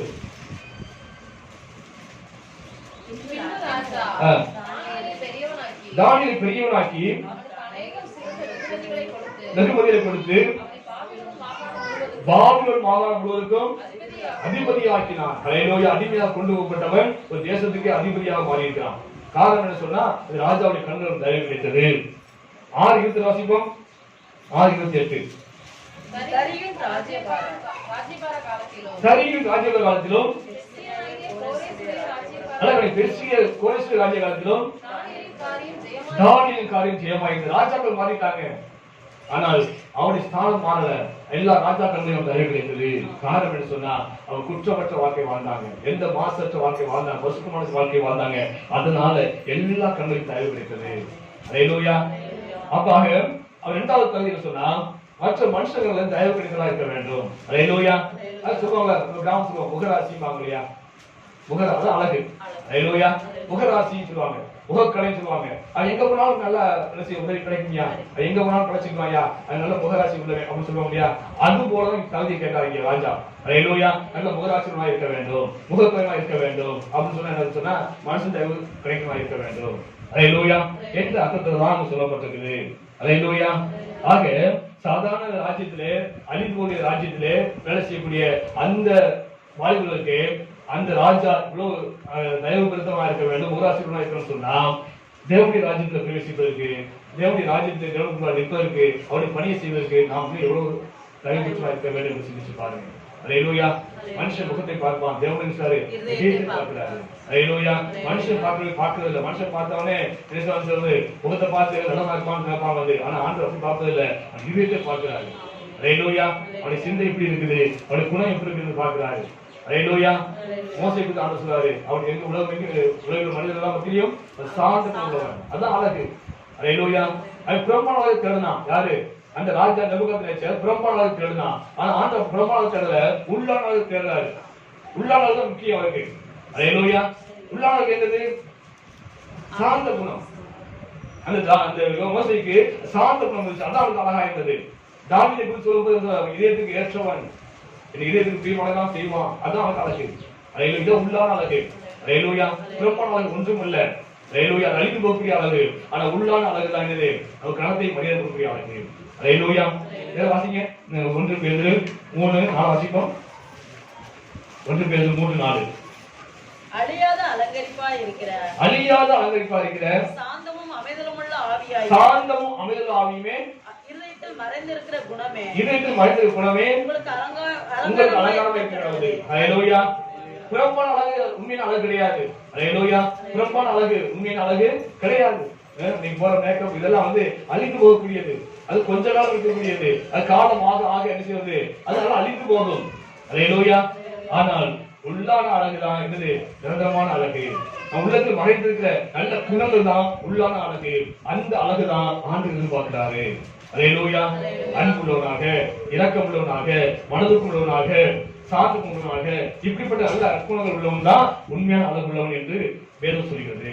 அந்த அழகு தான் தேவன் எதிர்பார்க்கிறாரு. ஹல்லேலூயா. 3வது பகுதியும் சரி, அந்த ராஜா எதிர்பார்த்த 3வது எதிர்பார்ப்பு என்ன சொன்னா, தானியேல் 1:3 மறுபடியும் வாசிப்போம். சகல ஞானத்திலும் தெரிந்தவர்கள். ஹல்லேலூயா. அப்ப அந்த அரண்மனையில் சேவை செய்வது சொன்னால் அந்த மனுஷன் எப்படி சொன்னா சகல ஞானத்தில் இருக்கணும், தெளிவா இருக்க வேண்டும். அல்லேலூயா. ஆண்டவர் நம்மகிட்ட கேட்பது அப்படி அல்ல. தேவனுடைய ராஜ்யத்தை சுதந்திரிக்கணும்னு சொன்னால் நாம சகல ஞானம், உலக ஞானம் தேவையில்லை. என்ன ஞானம் வேணும்? தேவ ஞானம் வேணும். அல்லேலூயா. 1 கொரிந்தியர் வாசிப்போம். 1 கொரிந்தியர் 2ஆம் அதிகாரம் 7-10 வாசிப்போம். 1 கொரிந்தியர் 2ஆம் அதிகாரம் 7-10 வரைக்கும். உலக தோற்றத்திற்கு முன்னே தேவன் தம்முடைய மகிமைக்காக ஏற்படுத்தினதும் மறைக்கப்பட்டதுமாய் இருக்கிற ரகசியமான தேவ ஞானத்தையே பேசுகிறோம். அல்லேலூயா. இந்த உலக மக்களுக்கு மறைக்கப்பட்டிருக்கிறது என்னது? தேவனுடைய ஞானம். தேவனுடைய ஞானம் உலக மக்களுக்கு மறைக்கப்பட்டிருக்கிறது. அல்லேலூயா. வாசிங்க. அதை இப்பிரபஞ்சத்தை பிரபுகளில் அந்த பிரபுகளும் ஒருவனும் அறியவில்லை. அறிந்தார்களானால் மகிமையின் கர்த்தரை அவர்கள் சிலுவையில் அறைய மாட்டார்களே. எழுதியிருக்கிறபடி தேவன் நம்மில் அன்பு கூறுவதற்கு ஆயத்த மனிதர்களை கண் காணவும் இல்லை, காது கேட்கவும் இல்லை, அவைகள் மனுஷனுடைய இருதயத்தில் தோன்றவும் இல்லை. நமக்கோ தேவன் அவைகளை தமது ஆவியினாலே வெளிப்படுத்தினார். அந்த ஆவியானவர் எல்லாவற்றையும் தேவனுடைய ஆழங்களையும் ஆராய்ந்திருக்கிறார். அல்லேலூயா. உலகத்துல பல ஞானம் இருக்குது. மனுஷ ஞானம் இருக்கு, சுய ஞானம் இருக்குது, உலக ஞானம் இருக்குது. ஆனா அந்த ஞானத்தை ஆண்டு கேட்பல. அது உலகத்துல மனுஷன் வந்து சேவை செய்வதற்காக கேட்கிறாங்க. ஆனா ஆண்டவர் கேட்கிற ஞானம் சொன்னா தேவனுடைய ஞானத்தை கேட்கிறாரு. இந்த தேவ ஞானம் என்பது உலகத்துக்கு மறைக்கப்பட்டதா இருக்குது. இது ரகசியமா இருக்குது, எல்லாருக்கும் வெளிப்படவில்லை. அல்லேலூயா. அதனால அந்த பரிசேயர்கள் எல்லாமே அவர் வேதத்தை படிக்கிறவா இருந்தாலுமே அவர் படிக்கிறது சொல்லிய ஞானம் இருந்தவருடைய தேவன் கொடுத்த ஞானம் இல்லை. அல்லேலூயா. இந்த உலக மக்கள் எல்லாம் தேடுறது என்ன சொன்னா பணம் சம்பாதிக்கணும், ஆஸ்தி சம்பாதிக்க வேண்டும், வீட்டை கட்டணும், தோப்பு வாங்கணும், இப்படிதான் அவருடைய சிந்தனை எல்லாம் போயிடுது. அவர் அறிவு சிந்தனை எல்லாம் அப்படிதான் ஆகிக்கொண்டு இருக்குது. ஆனால் தேவ ஞானத்துக்கு நிறைந்த மனிதன் ஒருபோதும் அப்படி ஆஸ்தி சேர்ந்து பேசப்பட மாட்டான். அல்லேலூயா. அவன் நன்றாக தெரியும் அங்க பூமி எதுக்காக ஜீவிக்கிறோம், ஆண்டவன் பூமி எதுக்காக படைத்திருக்கிறாரு, இதற்கு பிறகு என்ன சம்பவிக்க போகிறது என்பது ஒரு தேவ மனிதனுக்கு, ஒரு தேவ மனிதனுக்கு நன்றாக தெரியும். இது தேவனுக்கு பயந்த மனிதனுக்கு தேவன் வெளிப்படுத்தக்கூடிய ஞானம். அல்லேலூயா. அது கண் காணல் வரைக்கும் நம்ம காது கேட்கவும் இல்லை.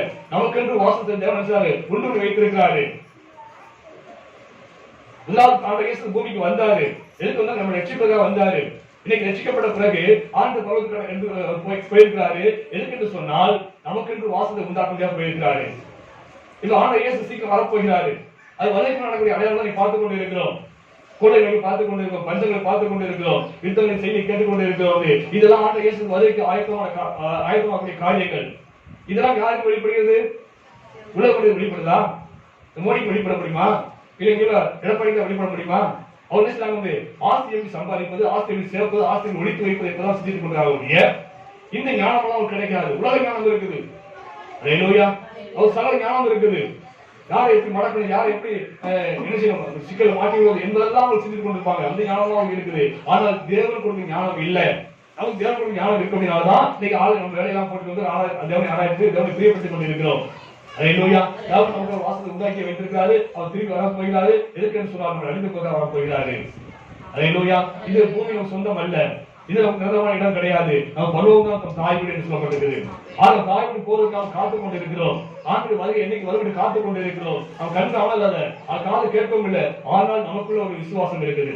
நமக்கு ஒரு ஞானத்தை தேவ ஞானம் கொடுத்திருக்காரு. அந்த ஞானத்தை நாம் பார்க்கிறோம், கண்கால கேட்கிறோம், கண்கால பார்க்கிறோம், காதால சொல்லி அது கேட்கிறோம். அல்லேலூயா. இதுதான் ஞானம், தேவன் தரும் ஞானம். அல்லேலூயா. இந்த ஞானம் தான் தேவனுக்கு தேவையானது. அந்த ஞானம் இருந்தால் தான் ஒரு நேசம் வந்து தன் சரீரத்தை ஒடுக்கி இந்த பூமியில வாழும்போது நம்முடைய விடவடியெல்லாம் விட்டு ஆண்டுக்கு பக்தியாக ஜீவிக்க முடியும் என்று சொன்னால் அது தேவன் கொடுத்த ஞானம். அது அல்லேலூயா. உலக ஞானம் இல்லை, அப்படி அல்ல. கொஞ்சம் காசு வாங்க, கொஞ்சம் என்ன செய்யுது, கூடுதலா என்ன செய்வது, எல்லாம் வந்தது. வடக்கம் வந்தது, கௌரவம் வந்தது, எல்லாம் வந்தது, பெருமை வந்தது, பொறா வந்தது, எல்லாம் இதெல்லாம் இருந்து உலக ஞானங்கள். அல்லேலூயா. இதெல்லாம் உலக காரியங்கள். ஆனா தேவனுடைய மனுஷன் தான் இருக்காது. நாம் ஆண்டு வரை காத்துக் கொண்டிருக்கிறோம். ஆண்டு சீக்கிரம் வரப்போகிறாரு, நிறைவேறி கொண்டிருக்குது அப்படின்னு ஆயத்தமாயின்னு சொன்ன ஒரு நாளும் ஆயத்தப்பட்டு கொண்டிருக்கிறோம். இதுதான் தேவன் தரும் ஞானம். இந்த ஞானம் இருக்கு அன்னைக்கு, ஞானம் இருக்கு அன்னைக்கு ஆண்டு பிள்ளை இருந்தாலுமே தேவனுடைய வார்த்தை ஒரு வாரம் கேட்டாலும் பேசி வந்து நீ பூமி தான் பார்த்து கொண்டு உலகத்தை பார்த்து கொண்டு இருக்கிறோம் அது விட கண்டிப்பா கட்ட முடியலையே ஐம்பது படிச்சு வேலைக்கு போயிடுச்சு படிச்சுட்டு இருந்துச்சு வேலைக்கு வீட்டுல இருக்குது இப்படிதான் உலகத்தை பார்த்து கொண்டே இருக்க முடிய ஆண்டு வரைக்கும் ஆயத்தப்படுவோம் ஆண்டு வர போகிறாரு அப்படியே தேவசம் ஜெபித்து தேவனை ஆராய்த்து தேவனை பிரியப்படுத்தி அவருக்கு அந்த வசனத்தை ஜீவிக்க வேண்டிய உணர்வு நீங்க வர மாட்டேங்க நமக்கு. அப்ப என்ன அர்த்தம் சொன்னா நாமும் தேவ ஞானம் இல்லாமல் உலக ஞானத்தை வாழ்ந்து கொண்டிருக்கிறோம். அல்லேலூயா. தேவ ஞானம் நமக்கு வெளிப்படவில்லை, உலகத்துக்கு மறைக்கப்பட்டதா இருக்கு. அந்த ஞானமானது நமக்கு மறைக்கப்பட்டதா இருக்குது. நாம் ஏன்னா உலக மனிதர்களா இருக்கிறோம் இன்னைக்கு. அல்லேலூயா. நான் தேவனை அறிந்தவர்களா இருந்தாலுமே நான் என்ன வந்து இன்னும் உலக மனுஷன் இருக்கிறோம் இதவே பார்த்துட்டு இருக்கிறோம். அவ்வளவுதான் இப்படி இருக்கிறோம் இல்லைன்னு சொல்லல. உலகத்துல உள்ள நம்ம என்ன செய்வது அவங்க ஆண்டவர் குடும்பத்தை கொடுத்திருக்காரு, வயிறை கொடுத்திருக்காரு, உழைக்கணும் சாப்பிடணும் எல்லாம் உண்மை நல்லதுதான். ஆனா அதே சமயத்துல வருகைக்கு ஆயத்தப்படுவது என்பது அதை விட கரெக்டா அவசியமா இருக்குது. அல்லேலூயா. முன்பு இந்த காலத்திலும் இன்னைக்கு அதிகமாக ஆண்டு வரையை குறித்து நாம் பார்த்துக் கொண்டிருக்கிறோம், அடையாளத்தை பார்த்துக் கொண்டு கேட்டுக்கொண்டு இருக்கிறோம். ஆக இந்த நாட்களிலே நம்ம அதிகமாக அந்த ஆயத்தப்படும் வேலைகளை செய்ய வேண்டியதா இருக்கு. அல்லேலூயா. அப்ப இந்த ஞானம் யாருக்கு கிடைக்கும்? தேவனுடைய ஞானம் யாருக்கு கிடைக்கும்?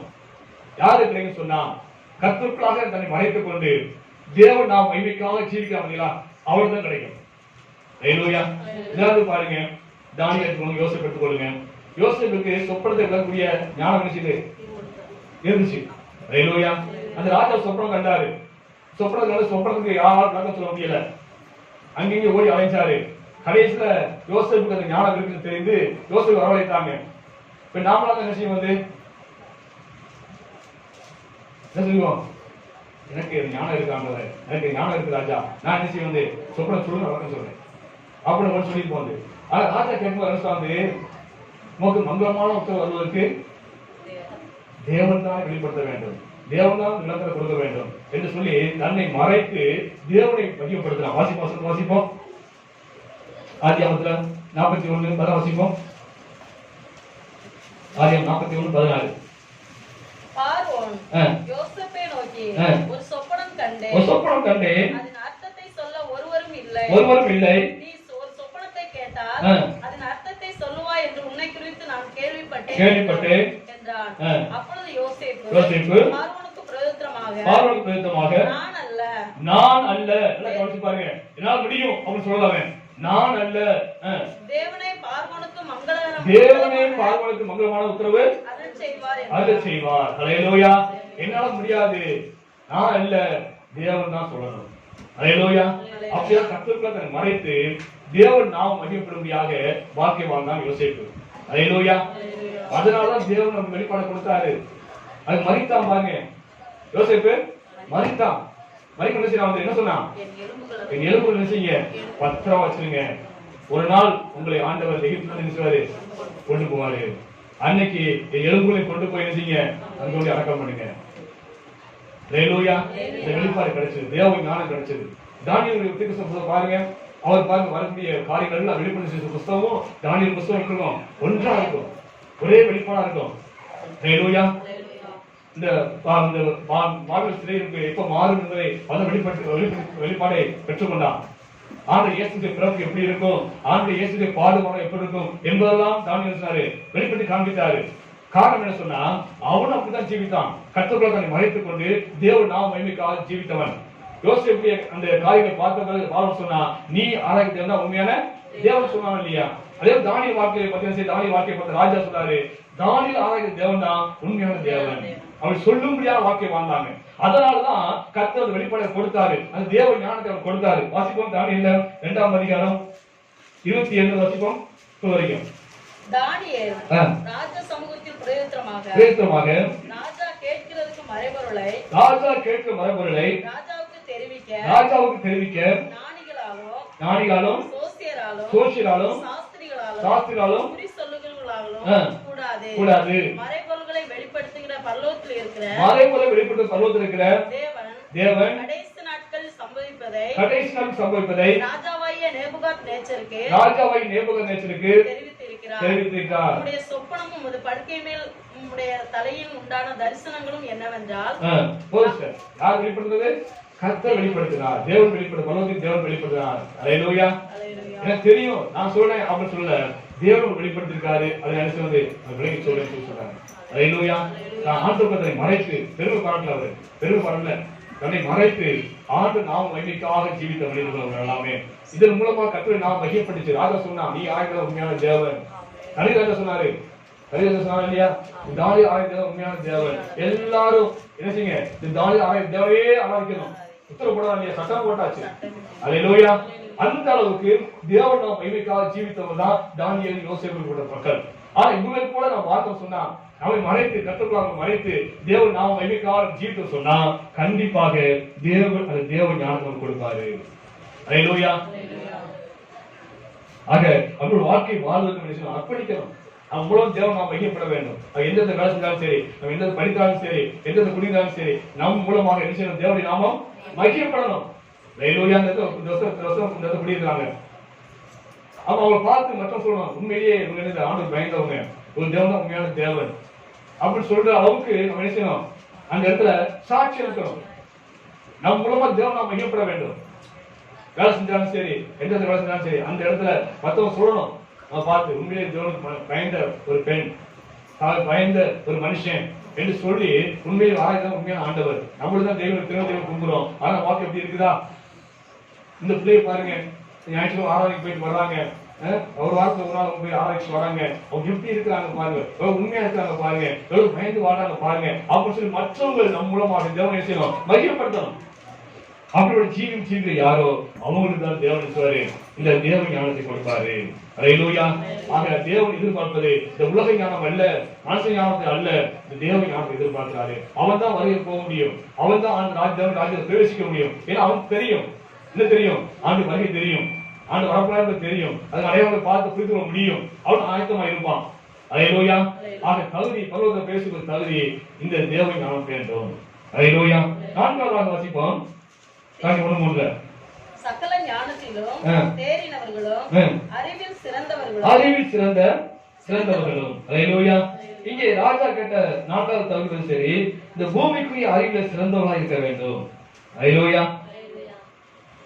ஆனால் நம் ராஜாதி ராஜாவை சேவிக்க வேண்டும் சொன்னால் நமக்கு என்ன வேணும் சொன்னா, ஆவிக்குரிய அறிவு இருக்க வேண்டும். அல்லேலூயா. தேவனை அறிகிற அறிவு இருக்க வேண்டும். தேவனை அறிகிற அறிவு இருக்க வேண்டும். அல்லேலூயா. கிறிஸ்துவை அறிகிற அறிவு தான் உண்மையான அறிவு. இந்த உலக அறிவுல வேணும், எவ்வளவு புத்தகம் படிக்கிறாரோ அறிவு கிடைக்குது, அதெல்லாம் உலகத்துக்கு தான். இந்த உலகத்தை இருக்கும்போது பிரயோஜனப்படும். ஆனா இதெல்லாம் பருவத்துக்கு செய்யாது, பிரயோஜனப்படாது, மறுமைக்கு பிரயோஜனப்படாது. ஆனால் கர்த்தரை அறிகிற அறிவிலே நாம் வளரும் போது அதுதான் பிரவேசிப்பதற்கு தகுதிப்படுத்துது. இயேசுவை அறிய அறிய ஆண்டவர் அழைத்த நோக்கம் என்னன்னு சொன்னா, என்ன, நாம் அவரை போல மாறணும், இயேசுவை போல மாறணும். அல்லேலூயா.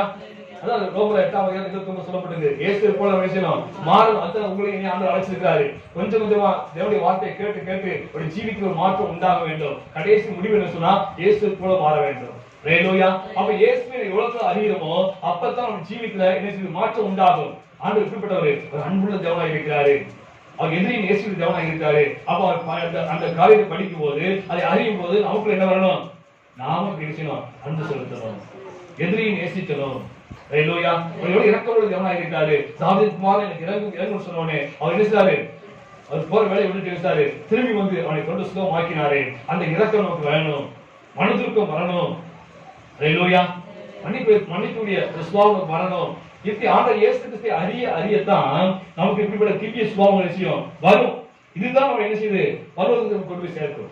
அல்லேலூயா. தேவனை போல கீழ்ப்படிய வேண்டும். அவர் தேவகுமாரா இருந்தாலுமே அவர் என்ன செய்தாரு, மரணப்பரியந்தம் அதை கீழ்ப்படிந்தால் சொல்லப்பட்டிருக்கு. அவர் கீழ்ப்படியை கற்றுக்கொள்ள வேண்டும். இதெல்லாம் இருந்தா தான் நம்ம பரலோகம் பிரவேசிக்க முடியும். அல்லேலூயா. உலக அறிவு ஆண்டு கேட்கல, தேவனை அறிய அறிவு நமக்கு வேணும். அல்லேலூயா. இந்த காரியத்துல பண்ண இன்னொரு காரியம் சொன்னா, கிறிஸ்துவை பற்றி அறிவது வேற, கிறிஸ்துவை அறிந்து கொள்வது வேற. கிறிஸ்துவை பற்றி அறிந்து கொள்வது வேற. நான் உதாரணம் சொல்ல பாருங்க. உதாரணத்துக்கு அப்போஸ்தலர் பவுல் இருக்காரு.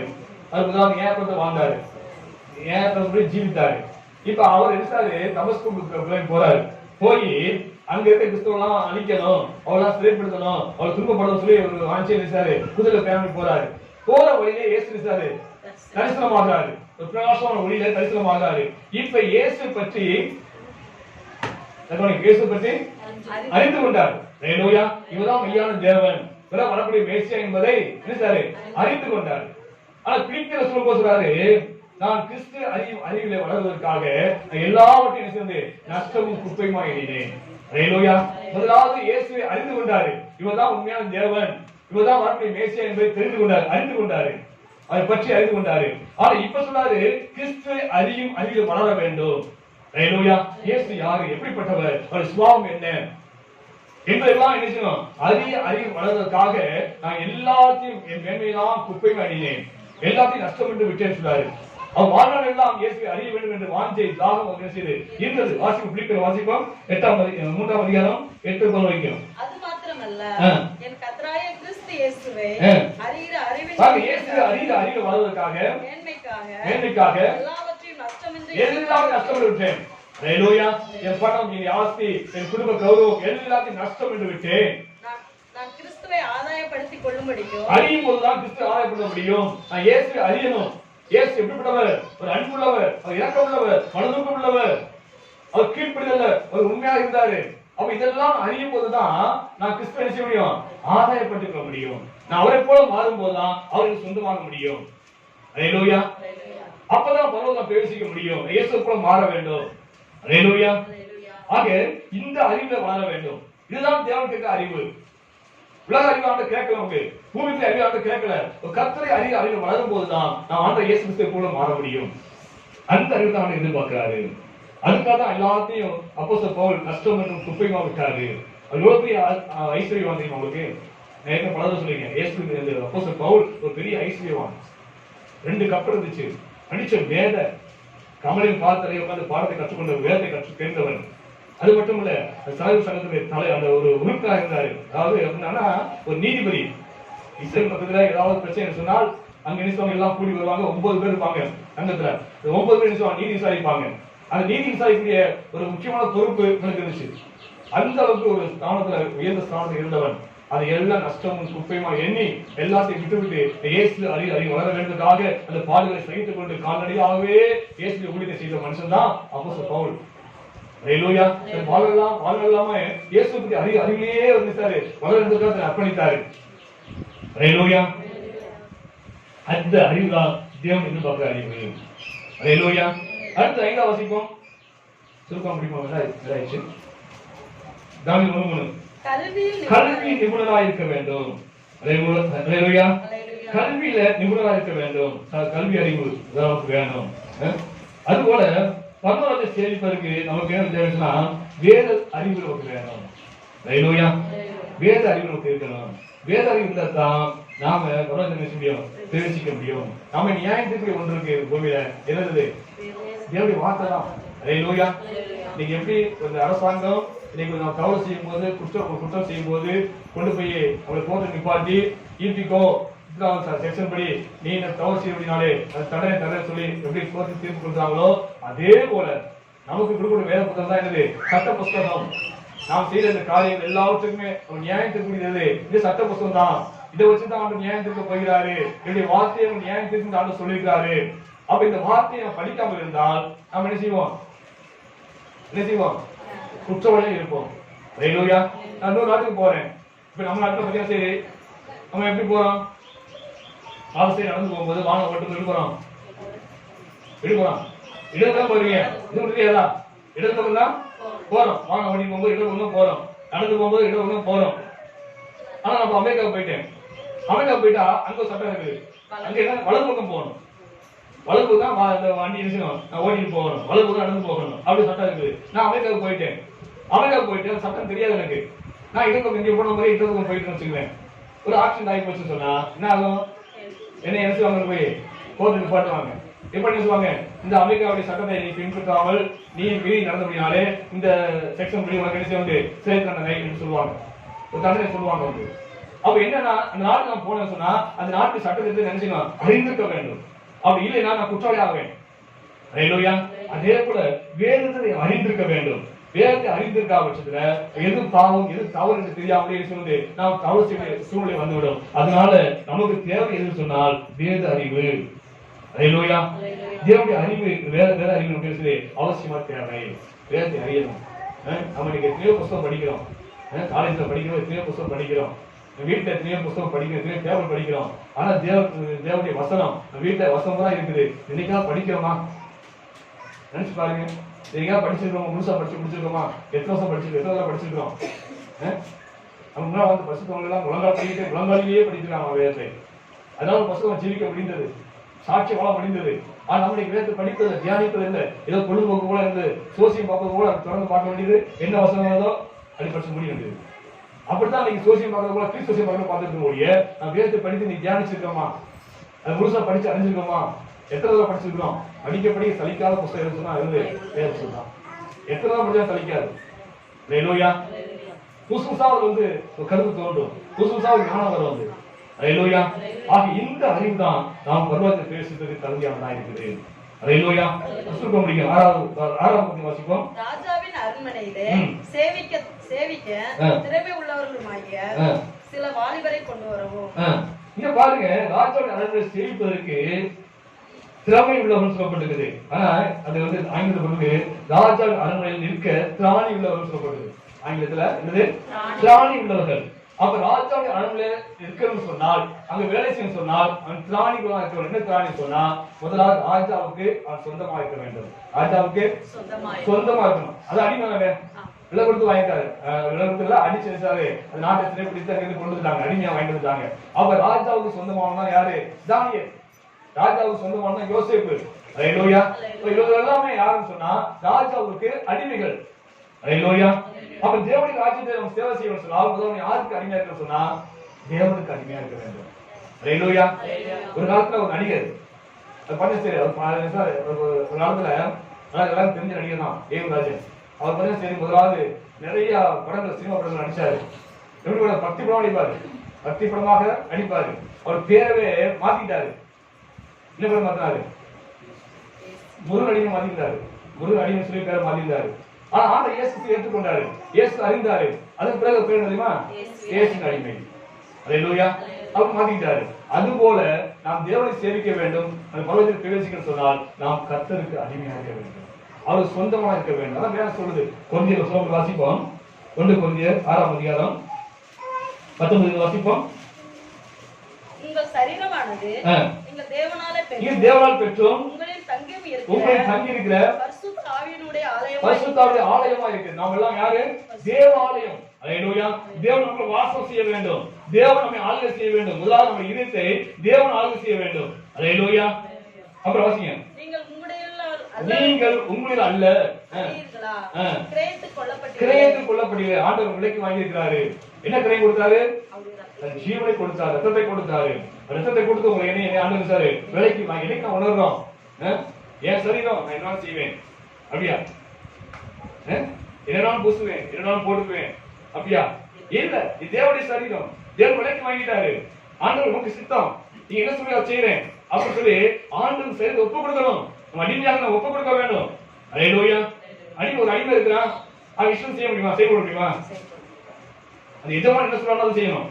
தூங்கினா தூங்கணும், வேலையை பார்க்க வேலையை பார்க்கணும், கடை போனா கடை போயிட்டு வரணும்.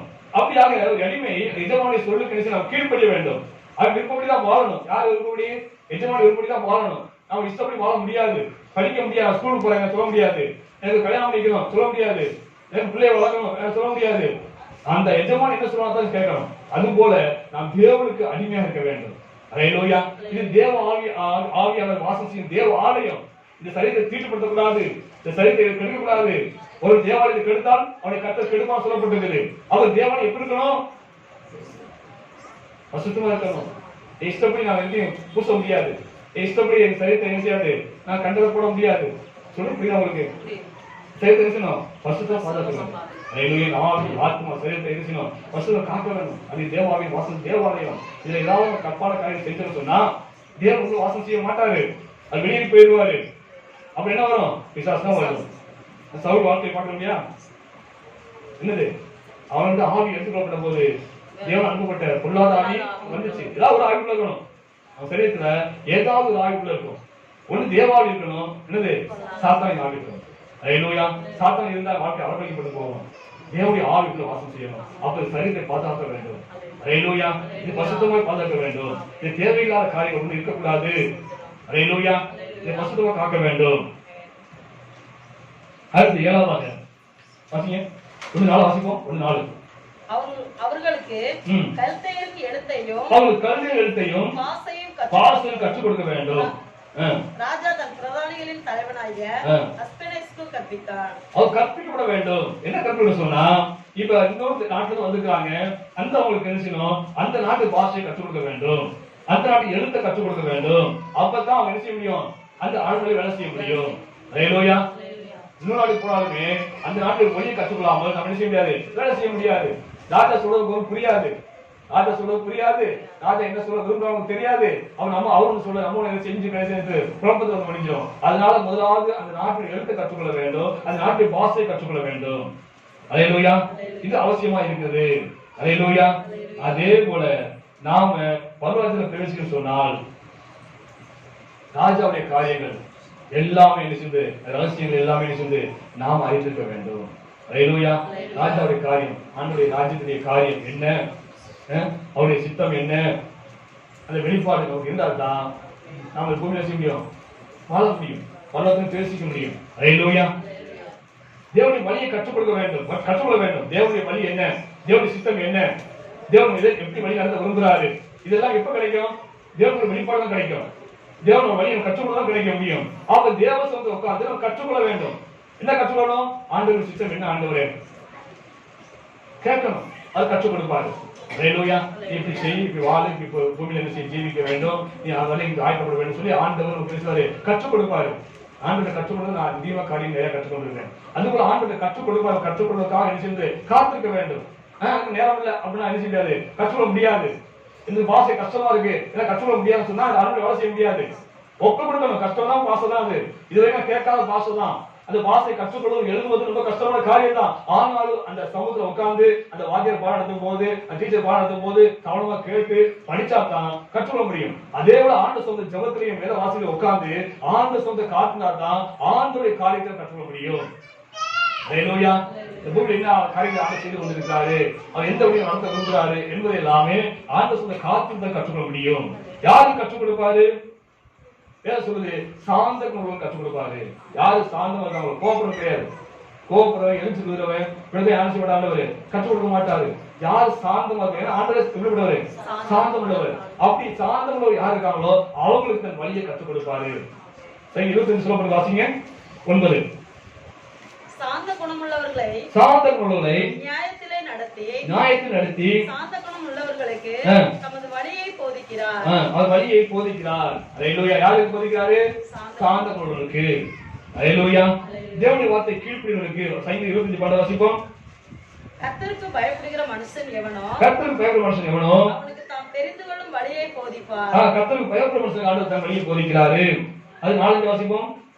கர்த்தாவே, உம்முடைய வழிகளை எனக்கு தெரிவியோ, உம்முடைய பாதைகளை எனக்கு போதித்தருளோ. ஆண்டவரே கேட்கணும். அப்படி ஆண்டவரே இப்படி வழியை கற்றுக் கொடுங்க, ஆண்டவரே இந்த வழியை போதிங்க, ஆண்டவர் சமத்துல செபிக்கணும். தாவீது ஜெபித்தது போல அப்படி செபிக்கும் போது ஆண்டவர் தன் வழியை இருக்கிறாரு, நமக்கு போதிப்பாரு. தேவ சித்தம் என்னன்னு ஆண்டவர் கற்றுக் கொடுப்பாரு. அல்லேலூயா. அது சாந்தமா இருக்க வேண்டும், தேவனுக்கு கீழ்ப்படிந்து நடக்க வேண்டும், தேவனுக்கு பயந்து நடக்க வேண்டும். அப்படிப்பட்ட பிள்ளைகளுக்கு தேவனையும் போதிப்பாரு. அல்லேலூயா. ஆண்டவர் சமூகத்தை கற்றுக்கொள்ள வேண்டும். பூமியில வாழ்ந்தாலுமே பொல்லாத பூமி கிடக்குது, அப்படி வாழ்ந்தாலுமே நான் அந்த பூமியில வசுவம் ஜீவிக்கணும்னு சொன்னால் தேவனுடைய சமூகத்தை அமர்ந்திருந்து தேவனுடைய வார்த்தையை கேட்க வேண்டும். அவருக்கு கற்றுக்கொள்ள வேண்டும். இந்த பூமியில எப்படி ஜீவிக்க வேண்டும் என்று கற்றுக்கொள்ள வேண்டும். இந்த பூமியில எப்படி வசுவம் வாழ வேண்டும் என்று கற்றுக்கொள்ள வேண்டும். அவருடைய சித்தம் என்னென்று கற்றுக்கொள்ள வேண்டும். அப்படி கற்றுக்கொள்ளாத பட்சத்துல நான் பரலோகத்தை பேசிக்க முடியாது. அல்லேலூயா. சாதாரணமான ராஜா, அழிந்து ஒரு ராஜ்யம், அந்த ராஜ்யத்துல அந்த அழிந்து போற அரண்மனையில வேலை செய்வதற்கு அந்த ராஜா எவ்வளவு தகுதியில கேட்டாரு, அதை காட்டும் மேலான தகுதி நம் தேவன் எதிர்பார்க்கிறாரு. அல்லேலூயா. லேசான காரியம் கிடையாது. பரலோக ராஜ்யத்தை பிரவேசிப்பது லேசான காரியம் கிடையாது. சபைக்கு வந்தா மட்டும் போதாது, தேவனை ஆராய்த்த மட்டும் போதாது, ஆண்டவருக்கு உதாரணமா காணிக்கை கொடுத்தா மட்டும் போதாது. அதெல்லாம் வைத்து ஆண்டவர் ஒரு நாள் பரலோகத்தை என்ன செய்ய ஆண்டவர் அவரை தேர்வு செய்ய மாட்டாரு. அவருடைய சுபாவம் மாறணும், குற்றமற்ற ஜீவன் ஜீவிக்கணும். அதுக்கான ஜீவனை கொடுத்த ஆண்டவர். ஆண்டவர் இன்னைக்கு 2 நாட்கள் நீங்க தியானிக்கிறோம். 2 நாட்கள் எல்லாரும் வந்து அனுசரிக்கிறாங்க, நீங்க புனிதவழி அனுசரிக்க போறாங்க. அனுசரிக்க நல்லதுதான், நான் வேணாம் சொல்லல. ஆனா அனுசரிக்க முன்பாக எதுக்காக ஆண்டவர் இயேசு இந்த பூமிக்கு வந்தாரு, எதுக்காக மரித்தார் என்று புரிந்து கொள்ள வேண்டும். நீங்கள் நானும் பசுமை ஜீவிக்கணும், நீங்கள் நானும் குற்றத்தை வாழ வேண்டும், நீங்கள் தேவனுடைய ராஜ்யத்தை பிரவேசிக்க என்பதற்காகத்தான் தன் ஜீவனை கொடுத்தார் இயேசு கிறிஸ்து. அல்லேலூயா. நீங்க எத்தனையோ புனிதர்களை கொண்டாட ஈஸ்டர் கொண்டாட மக்கள் அதை உணர்ந்து கொள்ளவே கிடையாது. அவங்க அதிகமா பாவம் செய்து கொண்டிருக்கிறாங்க. நீ குற்றத்தை வாழ வேண்டும் தேவனுடைய விருப்பமா இருக்குது, அது தன்னையே கொடுத்தார் ஆண்டவர். அதுடைய அர்த்தம் பொருளை புரிந்து கொள்ளாமலே வாழ்ந்து கொண்டிருக்க கிறிஸ்தவாக வாழ்ந்து கொண்டிருக்கிறது. முதலாவது தெரிந்து கொள்ளுங்க, நீங்கள் பசுமாய் வாழ வேண்டும், நீங்கள் குற்றப்பட ஜீவிக்க என்பதற்காக தான் தன்னையே கொடுத்தார் ஆண்டவர். அல்லேலூயா. அதை உணர்ந்து கொள்ளாமல் இருந்தால் அவர் பட்ட பாடுகள் எல்லாம் வீணா போயிடும், அவர் பட்ட தியாகம் எல்லாம் வீணா போயிடும், அது சிந்த ரத்தம் எல்லாம் வீணா போயிடும். அதுதான் உணர்ந்து கொள்ளுங்க. அல்லேலூயா. கொஞ்ச காலம் தான் இருக்குது. அந்த கொஞ்ச காலத்துக்குள்ளாக ஆண்டவர் மனித நோக்கத்தை புரிந்து கொண்டு அவருக்கு குற்றமற்ற வாழ்க்கை வாழும், பசுமை ஜீவிப்போம், தேவ ஞானத்தை பெற்றுக் கொள்வோம். உலக ஞானம் தேவையில்லை. உலக ஞானம் உலகத்தான் பயன்படக்கூடிய, அது பருவத்துக்கு பயன்படாது. அல்லேலூயா. இன்னும் மேலான ஏராளமான கண்டிஷன்களை ஆண்டு நிபுணர்களை வைத்து பருவத்துக்கு பேசிட்டு நிபுணர் வேதத்தில் வைத்திருக்காரு. அதான் படிச்சு தியானிப்போம். அல்லேலூயா. அதுபடி ஜீவிக்க ஒப்புக் கொடுப்போம். ஹல்லேலூயா. ஸ்தோத்திரிக்கிற ஆண்டவரே, துதிக்கிற ஆண்டவரே, உங்களுக்கு நன்றி செலுத்துற ஆண்டவரே. ஸ்தோத்திரம் ஸ்தோத்திரம் ஸ்தோத்திரம் ஸ்தோத்திரம் ஸ்தோத்திரம் ஸ்தோத்திரம் எல்லாம் ஹல்லேலூயா. ஹல்லேலூயா. ஸ்தோத்திரிக்கிற ஆண்டவரே, சேனையின் கர்த்தர் பரிசுத்தர் பரிசுத்தர் பரிசுத்தர் பரிசுத்தர் பரிசுத்தர். எங்களுடைய நல்ல தகப்பனே, மனோட்சியாளர்களுக்கு நன்றி செலுத்துறோம். யாரும் ஆரம்பம் மட்டுமாக உடைய கரம் கிருபை பாதுகாப்பு கசனங்களுக்கு நன்றி செலுத்துறோம். தேவனுடைய வாசகத்தை பற்றியே உங்களான ஸ்தோத்திரங்கள் தாவே. அந்த நேசக்காத்து நேச்சர் ஒரு அழிந்து போகிற ராஜ்யத்தை வைத்திருந்த ஆண்டவர், வாழ்வு ராஜ்யத்தை வைத்திருந்த ஆண்டவரே, ஒரு அழிந்து போகிற அரண்மை வைத்திருந்தான், அழிந்து போகிற பதவியை வைத்திருந்த ஆண்டவரே, அவருக்கு அரண்மை வேலை செய்வதற்கு கத்தா இவ்வளவு தகுதி வேண்டும் என்று கத்த தேவனை கேட்ட ஆண்டவரே. கத்தாவே நீ மேலான அதிகாரப்படுகிற தேவன், வானத்தை பூமி உண்டாக்கிற தேவன் ஆண்டவரே, நீ ஸ்தாபனங்களுடைய தேவன் ஆண்டவரே, நித்திய ராஜ்யத்துடைய தேவன் ஆண்டவரே. அப்படிப்பட்ட ராஜ்யத்திலே கத்தா தேவனே உனக்கு பணி செய்வதற்கு போய் சேவைக்கு தேவனே எவ்வளவு பெரிய தகுதி வேண்டும் உணர்வுடியாக என் கண்களை திறந்து தேவனை அண்டை செலுத்த ஆண்டவரே. கேட்ட நாங்கள் உணவடைந்து கத்தாவே மக்கள் குற்றப்படாத ஜீவிக்க கத்தாவை வேத அறிவு வளர கத்தாவை அறிவு வளர கத்தாவை சோதனம் தேவ ஞானத்தை பெற்றுக்கொள்ள தேவாதி திரும்ப அறிவியலாக அந்த ஒவ்வொரு தொடர்ந்து கரத்துல கத்த கொடுக்கிறேன். தேவ ஆவியர் பேச வார்த்தை கேட்டு உணவடைக்க கத்த தேவனே வார்த்தைக்கு ஒப்புக்கொண்டு ஜீவிக்க தேவனை ஒரு திருதமையாக சேர்ந்துட்டேன். கடைசி நன்றி செலுத்த வகை செவிமாறு ஆண்டவரே, அதை துண்டாக உணர்ந்து ஆயத்தப்பட ஒவ்வொரு திருதவீடாக அந்த ஒவ்வொரு ஆசிரியங்க தொடர்ந்து பாதுகாப்பு கொண்டு வருகிறது செய்யுங்க. ரயிலை கண்டு செய்யுங்க. இயேசுக்கு சோதிதாவே ஆமென். ஆத்மாவை கத்தரை சோதரி நாமத்தை சோதரி ஆத்மாவை கத்தரை சோதரி கர்த்தர் தொடர்ந்து அன்பும் கத்தரை இயேசு கிருபையும் பசுமை அந்நிய ஐக்கியமும் காவலும் இன்றும் என்று கொடுப்பதாக ஆமென். அல்லேலூயா.